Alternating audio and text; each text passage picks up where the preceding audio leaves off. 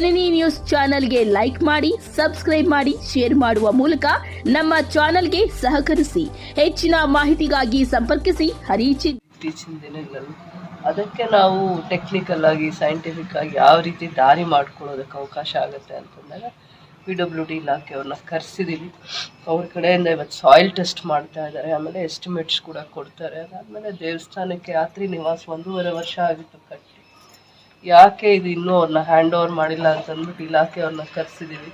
ಮತ್ತು ಇಲ್ಲಿ ದೇವಸ್ಥಾನದ 71 ಎಕರೆ ಜಾಗ ಇದೆ. ಆ ಜಾಗದಲ್ಲಿ ಇನ್ನೂ ಏನೇನು ಸೌಕರ್ಯ ಮಾಡಬೇಕು, ಯಾವ್ಯಾವ ದಿನಗಳಲ್ಲಿ ಭಕ್ತರು ಭಾಳ ಜನ ಬರ್ತಾರೆ, ಭಾಳ ಊರುಗಳಿಂದ ಬಂದಾಗ ಅವ್ರಿಗೆ ಇಲ್ಲಿ ಏನೇನು ವಿಶೇಷವಾಗಿರುವಂಥ ಸೌಕರ್ಯಗಳನ್ನ ಮಾಡಬೇಕಾಗತ್ತೆ. ಈ ದಿನಕ್ಕೆ 2-3 ಸತಿ ನನ್ನನ್ನು ಭೇಟಿ ಆಗಕ್ಕೆ ಬಂದಿದ್ರು ಕುಡಿಯೋ ನೀರಿನ ಸಮಸ್ಯೆ ವಿಚಾರವಾಗಿ. ನಾನು ಅವರಿಗೆ ಮಾತು ಕೊಟ್ಟಿದ್ದೆ, DC ಆಫೀಸಲ್ಲಿ ವಿಶೇಷವಾಗಿ ಯಾವುದಾದ್ರೂ ಅನುದಾನ ಇರುತ್ತೆ ಅದರ ಮುಖಾಂತರ ಮಾಡಿಸ್ತೀವಿ ಅಂತ. ಬಟ್ ಆ ಹಾಸ್ಟೆಲ್ ಪ್ರಿಮಿಸಸ್ಸಲ್ಲಿ ಮೊರಾರ್ಜಿ ದೇಸಾಯಿ ಜಾಗ ಪ್ರಿಮಿಸಸ್ಸಲ್ಲಿ ಮಾಡಿದಾಗ 2 ಸತಿ ಫೇಲ್ಯೂರ್ ಆಗಿತ್ತು.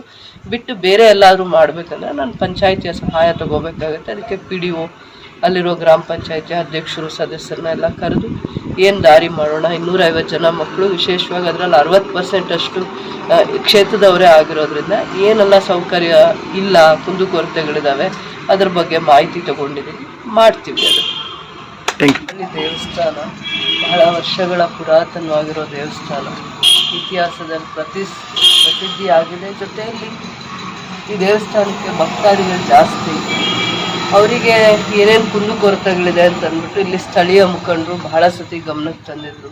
ಆದಮೇಲೆ ಒಂದು 50-60 ವರ್ಷ ಆದಮೇಲೆ ಗುಟ್ಟಳ್ಳಿ ದೇವಸ್ಥಾನದ ದೇವ್ರ ದರ್ಶನ ಮಾಡಬೇಕು ಅಂತ ಮನೆ ದೇವರು ಅಂದ್ಕೊಂಡಿರೋರಿಗೆ ಕಷ್ಟ ಆಗ್ತಾಯಿತ್ತು ಇತ್ತೀಚಿನ ದಿನಗಳಲ್ಲಿ. ಅದಕ್ಕೆ ನಾವು ಟೆಕ್ನಿಕಲ್ ಆಗಿ ಸೈಂಟಿಫಿಕ್ ಆಗಿ ಯಾವ ರೀತಿ ದಾರಿ ಮಾಡ್ಕೊಳ್ಳೋದಕ್ಕೆ ಅವಕಾಶ ಆಗುತ್ತೆ ಅಂತಂದಾಗ PWD ಇಲಾಖೆಯವ್ರನ್ನ ಕರೆಸಿದ್ದೀವಿ. ಅವ್ರ ಕಡೆಯಿಂದ ಇವತ್ತು ಸಾಯಿಲ್ ಟೆಸ್ಟ್ ಮಾಡ್ತಾ ಇದ್ದಾರೆ, ಆಮೇಲೆ ಎಸ್ಟಿಮೇಟ್ಸ್ ಕೂಡ ಕೊಡ್ತಾರೆ. ಅದಾದಮೇಲೆ ದೇವಸ್ಥಾನಕ್ಕೆ ಯಾತ್ರಿ ನಿವಾಸ 1.5 ವರ್ಷ ಆಗಿತ್ತು ಕಟ್ಟಿ, ಯಾಕೆ ಇದು ಇನ್ನೂ ಅವ್ರನ್ನ ಹ್ಯಾಂಡ್ ಓವರ್ ಮಾಡಿಲ್ಲ ಅಂತಂದ್ಬಿಟ್ಟು ಇಲಾಖೆಯವ್ರನ್ನ ಕರೆಸಿದ್ದೀವಿ. ಮತ್ತು ಇಲ್ಲಿ ದೇವಸ್ಥಾನದ 71 ಎಕರೆ ಜಾಗ ಇದೆ. ಆ ಜಾಗದಲ್ಲಿ ಇನ್ನೂ ಏನೇನು ಸೌಕರ್ಯ ಮಾಡಬೇಕು, ಯಾವ್ಯಾವ ದಿನಗಳಲ್ಲಿ ಭಕ್ತರು ಭಾಳ ಜನ ಬರ್ತಾರೆ, ಭಾಳ ಊರುಗಳಿಂದ ಬಂದಾಗ ಅವ್ರಿಗೆ ಇಲ್ಲಿ ಏನೇನು ವಿಶೇಷವಾಗಿರುವಂಥ ಸೌಕರ್ಯಗಳನ್ನ ಮಾಡಬೇಕಾಗತ್ತೆ. ಈ ದಿನಗಳಿಗೆ ಅನುಗುಣವಾಗಿ ಅಂತಂದಾಗ ಈ ಭಾಗದ ಮುಖಂಡರಿಗೆ ಮತ್ತು ದೇವಸ್ಥಾನದಲ್ಲಿ ಕಮಿಟಿಯವರಿಗೆ ಮತ್ತು ಭಕ್ತಾದಿಗಳಿಗೂ ಕೂಡ ಕೆಲವೊಂದೆಲ್ಲ ಬೇಡಿಕೆಗಳಿದ್ದಾವೆ. ಅದರಲ್ಲಿ ಇಂಪಾರ್ಟೆಂಟ್ ಪ್ರಮುಖವಾಗಿರುವಂಥ ಪ್ರಸ್ತಾವನೆಗಳನ್ನ ಕೊಟ್ಟಿದ್ದಾರೆ. ಅದರ ಬಗ್ಗೆ ಚರ್ಚೆ ಆಗಿದೆ. ಮುಂದಿನ ದಿನಗಳಲ್ಲಿ ನಾನು ಕಂದಾಯ ಇಲಾಖೆ ಇರ್ಬೋದು, ಫಾರೆಸ್ಟ್ ಡಿಪಾರ್ಟ್ಮೆಂಟು, PWD ಡಿಪಾರ್ಟ್ಮೆಂಟು, ನಾವೆಲ್ಲ ಸೇರಿ ಒಂದು ಅನುದಾನ ಎಷ್ಟೇ ಆಗಿರಲಿ ದೇವಸ್ಥಾನದ ಬೇಡಿಕೆಗಳನ್ನ ಈಡೇರಿಸೋ ಅಂಥದ್ರಲ್ಲಿ ಮೊದಲನೇ ಪ್ರಯತ್ನ, ಮತ್ತು ಅದನ್ನು ಯಶಸ್ವಿ ಆಗ್ತೀವಿ ಅನ್ನೋವಂಥ ದೃಷ್ಟಿಯಿಂದ ಮೊದಲನೇ ಹಂತದ ಹೆಜ್ಜೆ. ಏನೇನು ಬೇಕು, ಹೇಗೆ ಮಾಡಿದ್ರೆ ವೆಹಿಕಲ್ಸ್ ಹೋಗುತ್ತೆ, ಅದಾದಮೇಲೆ ಎಲೆಕ್ಟ್ರಿಕ್ ವೆಹಿಕಲ್ಸ್ ಮುಖಾಂತರ ದೇವ್ರ ದರ್ಶನ ಇಲ್ಲಿ ಮತ್ತು ಪದ್ಮಾವತಿ ಅಮ್ಮ ಅವರ ಬೆಟ್ಟದ ಮೇಲಿರೋ 2 ದೇವರ ದರ್ಶನ ಮಾಡಿಸ್ಲಿಕ್ಕೆ ಯಾವ್ಯಾವ ಥರ ಮಾಡಬೇಕು ಅಂತಂದ್ಬಿಟ್ಟು ಒಂದು ಪ್ಲ್ಯಾನಿಂಗ್ ಮಾಡ್ತಾ ಇದ್ದಾರೆ. ಪ್ಲ್ಯಾನಿಂಗ್ದು ಒಂದು ಇವತ್ತು ಇನಿಷಿಯಲ್ ಸ್ಟೇಜ್ ಕೆಲಸ ಮಾಡೋದಕ್ಕೆ ಬಂದಿದ್ದಾರೆ. ಅದಾದಮೇಲೆ ಇದನ್ನು ಕೂಡ ಹ್ಯಾಂಡ್ ಓವರ್ ಮಾಡೋ ಪ್ರಕ್ರಿಯೆ ಆಗಿಲ್ಲ. ಅದಾದಮೇಲೆ ಇನ್ನೂ ಕೆಲವೊಂದು ಪೂಜೆ ಮಾಡಿ ಬಿಲ್ಡಿಂಗ್ ಸ್ಟಾರ್ಟ್ ಮಾಡುವಂಥದ್ದು ಇನ್ನೂ ಕೆಲವೊಂದೆಲ್ಲ ಇದೆ. ಸೊ ಅದರದ್ದೆಲ್ಲನೂ ಕೂಡ ಅನ್ನದಾಸೋಹ ಅಂಥದಕ್ಕೆ ಒಂದು ಡೇಟು ಕೊಡಬೇಕಾಗತ್ತೆ. ಸೊ ಅದರ ವಿಚಾರವಾಗಿ ಇವತ್ತು ವಿಸಿಟ್ ಮಾಡಿದ್ದೀವಿ. ಅವರು ಪ್ಲ್ಯಾನಿಂಗ್ ಮಾಡೋಕ್ಕೆ ಬಂದಿದ್ದಾರೆ. ಸೊ ಅವ್ರದ್ದೊಂದು ಟೆಕ್ನಿಕಲ್ ಆಗಿ PWD ಡಿಪಾರ್ಟ್ಮೆಂಟಿಂದ ಇವರು ದೇವಸ್ಥಾನದ EO ಅವರು ಸ್ವಲ್ಪ ಬಂದಾದಮೇಲೆ ಜವಾಬ್ದಾರಿ ತಗೊಂಡು ಅನ್ನದಾಸೋಹ ಇರ್ಬೋದು, ಇನ್ನು ಇಲ್ಲೊಂದು ಕಲಾಮಂದಿರದ್ದು ಹೇಳ್ತಾ ಇದಾರಲ್ಲ, ಅವೆಲ್ಲ ದೇವಸ್ಥಾನಕ್ಕೆ ನಾವು ಹ್ಯಾಂಡ್ ಓವರ್ ಮಾಡಬೇಕಾಗತ್ತೆ. ಆಗಿದೆ, ಅದನ್ನು ಅವರಿಗೆ ಹಸ್ತಾಂತರ ಮಾಡಿ ಕೊಡಬೇಕಾಗತ್ತೆ. ಸೊ ಇಂಥದ್ದೆಲ್ಲ ಒಂದು ಮಾಹಿತಿ ತಗೊಂಡು ಇನ್ನೂ ಅವ್ರಿಗೆ ಏನೇನು ಬೇಡಿಕೆಗಳಿದೆ, ಅತಿ ಅವಶ್ಯಕತೆ ಇರುವಂಥದ್ದನ್ನು ಯಾವ ಟೈಮ್ ಒಳಗಡೆ ಮಾಡಬೇಕು ಅನ್ನೋವಂಥ ವಿಚಾರವಾಗಿ ಮುಖಂಡರ ಜೊತೆ ಚರ್ಚೆ ಮಾಡಿದ್ದೀವಿ. ಅವರ ಅನುಭವನ ನಮ್ಮ ಜೊತೆ ಹಂಚ್ಕೊಂಡಿದ್ದಾರೆ. ಸೊ ಆ ರೀತಿ ದೇವಸ್ಥಾನದ ಏನೇ ಒಂದು ಬೇಡಿಕೆಗಳಿದ್ರು ಕೂಡ ಅದನ್ನು ನಾವು ಜವಾಬ್ದಾರಿಯಿಂದ ಹಂತವಾಗಿ ಮಾಡ್ತೀವಿ ಅಂತ ಹಿಂದೆ ದೇವರ ದರ್ಶನ ಮಾಡಿದಾಗ ಮಾತು ಕೊಟ್ಟಿದ್ದೀವಿ. ಈ ಜಾಗದಲ್ಲಿ ಅದರ ಮೊದಲನೇ ಪ್ರಯತ್ನ ಮಾಡಿದ್ದೀವಿ. ವ್ಯವಸ್ಥೆಯಲ್ಲಿದ್ದಾವೆ. ಮಳೆ ಎಲ್ಲ ಬಂದಾಗ ಭಾಳ ಕಷ್ಟ ಆಗತ್ತೆ ಅವರಿಗೂ ಕೂಡ. ಭಾಳ ಜನ ಲಕ್ಷಾಂತರ ಜನದಲ್ಲಿ ಬರೋ ಅಂಥ ಜಾಗ ಇದು. ಲಕ್ಷಾಂತರ ಜನ ಭಕ್ತಾದಿಗಳು ಬರೋ ಅಂಥದ್ದು. ತಿರುಪ್ತಿ ಆದಮೇಲೆ ಹೆಚ್ಚಿನ ಪವಿತ್ರತೆ ಏನಾದರೂ ಇದೆ ಅಂತಂದರೆ ಈ ದೇವಸ್ಥಾನದಲ್ಲ ಆ ಪವಿತ್ರತೆ ಇದೆ. ಯಾರು ತಿರುಪತಿಗೆ ಹೋಗೋಕ್ಕಾಗದೇ ಇರೋರು ಬೆಟ್ಟದಲ್ಲಿ ದೇವ್ರನ್ನ ದರ್ಶನ ಮಾಡಬೇಕಂದ್ರೆ ಬಂಗಾರ ತಿರುಪತಿಗೆ ಬರಬೇಕಾಗತ್ತೆ.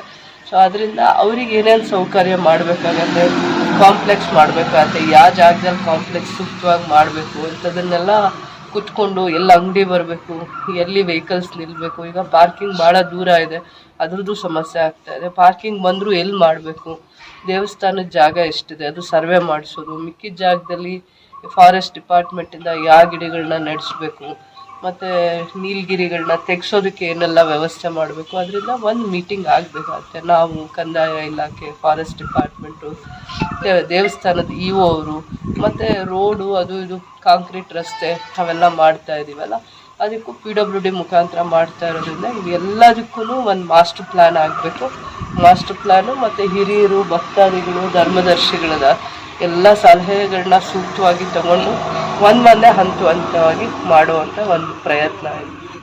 ಒಂದಿಷ್ಟು ವರ್ಷ ನಿಮ್ಗೆ 50 ವರ್ಷ ಇರಬೇಕು ಅವ್ರು ಮಾಡಾದ್ಮೇಲೆ ಇನ್ನೊಂದು ಹೊಸ ತರದ ಆಲೋಚನೆ ಮಾಡೋಕ್ ಮುಂಚೆ ಒಂದ್ಸತಿ ಒಂದು ಜನರೇಷನ್ ಇದ್ದೋಗತ್ತೆ, ಆಮೇಲೆ ನೆಕ್ಸ್ಟ್ ಜನರೇಷನ್ ಸರ್ವೆ ಮಾಡ್ಬೇಕು ಮೇಡಮ್. ಇದು ಎಷ್ಟು ಜಮೀನ್ ಇದೆ ಏನು ಸರ್ವೆ ಅವಶ್ಯಕತೆ ಇಲ್ಲ. ಮರದ ಹರಾಜ್ ಹಾಕ್ಸ್ಬಿಟ್ಟು ನೀಲಗಿರಿ ತೆಗಿಬೇಕು ಅಂತ ರೂಲ್ ಮಾಡ್ಬಿಟ್ಟಿದ್ದಾರೆ ಸರ್ಕಾರದಲ್ಲಿ. ತೆಗೆದು ಬಿಟ್ಟು ಇವಾಗ ಮಹಾಗಣಿ, ಇವಾಗ ಇದು ಅರಳಿ ಮರ, ಬೇವು ಇಂಥವೆಲ್ಲ ಹಾಕ್ಬಿಟ್ರೆ ಒಂದು ಇದು ಮಾಡಿದ್ರೆ ಒಂದು ಬದಲಾವಣೆ ಆದ್ರೂ ಕಾಣುತ್ತೆ. ಇಲ್ಲ ನೋಡಿದ್ರೆ ಬರೀ ಇವಾಗ ಇಷ್ಟು ಬಿಟ್ಬಿಟ್ರೆ ಎಲ್ಲ ನೀಲಗಿರಿನೇ ಕಾಣಿಸುತ್ತೆ. ಇಲ್ಲಿ ಕಾಣಿಸುತ್ತೆ ಬನ್ನಿ ಇಲ್ಲೇ.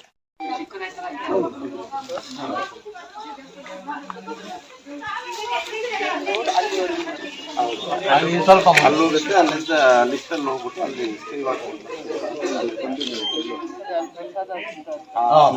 ಅಲ್ಲಿ ಬರಲ್ಲ, ಎಲ್ಲ ಈ ಕಡೆ ಈ ಗೋಡೆ ಇದೆ ಅಲ್ಲಿ ಬರಲ್ಲ, ಅದು ಕೆಳಗಡೆ ಈ ಗೋಡೆ ಇದೆಯಲ್ಲ, ಈ ಗೋಡೆ ಹತ್ರ ಬಂದು ಇಲ್ಲಿ ಸ್ಕೈ ವಾಕ್ ಬಂದು ಹಿಂಗ್ ಬಂದು ಇಳಿತೀವಲ್ಲ ಫಸ್ಟ್ ಸ್ಟೆಪ್, ಸೆಕೆಂಡ್ ಸ್ಟೆಪ್ ಈ ಗೋಡೆ ಮೇಲೆ ಬರುತ್ತಲ್ಲ ನೀರು ಕೆಳಗಡೆ ಹೋಗ್ತಾ ಇದೆ. ಸೀಟ್ ಆಗಿರೋದು ಮೊದಲೆಲ್ಲ ಸೀಟ್ ಎಲ್ಲ ಇರ್ಲಿಲ್ಲ, ನೀರು ಹೋಗೋದಕ್ಕೂ ಸರಿಯಾಗಿ ದಾರಿ ಇಲ್ಲ. ಅಲ್ಲಿ ನೋಡಿ ಬೋಲ್ ಅಲ್ಲೇ ಇಟ್ಟು ಮುಂದಕ್ಕೆ ಅದಕ್ಕೆ ಏನಾದ್ರು ಹಾಕಿ ಅದನ್ನ ಕೆಳಗೆ ತಗೊಂಡ್ಬಂದು ದೇವ್ರು ಇರೋದು ಕಲ್ಲು ಮೇಲೆನೆ, ಅದನ್ನ ಮಾಡಿರೋದು ಅಲ್ವಾ. ಆ ದೊಡ್ಡ ಕಲ್ ಮೇಲೆನೆ ದೇವ್ರು ಅಲ್ಲಿ ಬರೋದು. ತಿರುಪತಿ ಬಿಟ್ರೆ ಬೆಟ್ಟ ಕಲ್ ಮೇಲೆ, ಬೆಟ್ಟದ ಮೇಲೆ ಇರೋದು ದೇವ್ರು ಇದು ಒಂದೇ. ಅಷ್ಟೇ ಪದ್ಮಾವತಿನೂ ಅಷ್ಟೇ ಕಲ್ ಮೇಲೆ. ಅದೇ ಬೆಟ್ಟದ ಮೇಲೆನೆ ಅಲ್ವಾ ಅದಿರೋದು. ಎಲ್ಲ ಬಂಡಿ ಇದ್ಮೇಲೆ ಹೋಗೋಣ ಮೇಡಮ್ ಎಲ್ಲರೂ ಬನ್ನಿ.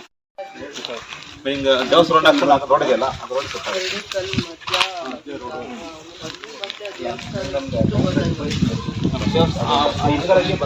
ಮೇಡಮ್ ಒಂದು ನಿಮಿಷ ಬನ್ನಿ ಮೇಡಮ್, ಅಲ್ಲಿ ಕೆಳಗೆ ಹೋಗ ಹಿಂಗೆ ಬನ್ನಿ.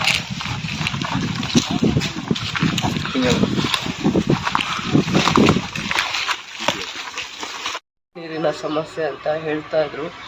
250 ಸ್ಯಾಂಕ್ಷನ್ ಸ್ಟ್ರೆಂತಲ್ಲಿ 245 ಮಕ್ಕಳಿದ್ದಾರೆ. ಅಲ್ಲಿ ಒಂದ್ಸತಿ ಬೋರ್ವೆಲ್ ಫೇಲ್ಯೂರ್ ಆಯಿತು, ಒಂದ್ಸತಿ 2 ಸತಿ ಫೇಲ್ಯೂರ್ ಆಯಿತು. ಅದರಿಂದ ಆ ಭಾಗದ ಪಂಚಾಯತಿ ಸದಸ್ಯರು, ಅಧ್ಯಕ್ಷರು ಕರೆದು ಯಾವ ರೀತಿ ಅವರಿಗೆ ಕುಡಿಯೋ ನೀರಿನ ಸಮಸ್ಯೆನ ಕಂಟ್ರೋಲ್ ಮಾಡಬೇಕಂದ್ರೆ ಯಾವ ದಾರಿಯಲ್ಲಿ ಮಾಡ್ಬೋದು, ಮತ್ತು ಪಂಚಾಯತಿಯಿಂದ ಏನು ಕೆಲಸ ಮಾಡಿಸ್ಬೋದು, ಏನೆಲ್ಲ ಬೇಡಿಕೆಗಳಿದೆ ಅಂತ ಹೇಳ್ಬಿಟ್ಟು. ಮತ್ತು 10th ಕೂಡ ಎಕ್ಸಾಮ್ಸ್ ಹತ್ರ ಬರ್ತಾ ಇರೋದ್ರಿಂದ ಮಕ್ಕಳಿಗೆ ಪ್ರಿಪ್ರೇಷನ್ಸ್ ಬಗ್ಗೆ, ಎಕ್ಸಾಮ್ಸು ಮತ್ತು SSLC ಬರೆಯುವಂಥ ಮಕ್ಕಳಿಗೆ ಏನು ರೀತಿ ಪ್ರಿಪ್ರೇಷನ್ಸ್ ಮಾಡಿದ್ದಾರೆ, ಸ್ಪೆಷಲ್ ಕೋಚಿಂಗ್ ಮಾಡ್ತಿದ್ದಾರೆ, ಹೇಗಿದೆ ಮಕ್ಕಳ ವಿದ್ಯಾಭ್ಯಾಸ ಅನ್ನೋವಂಥದ್ದನ್ನು ತಿಳ್ಕೊಬೇಕಾಯಿತು. ಆ ಕಾರಣದಿಂದ ನಾನು ಬಂದೆ.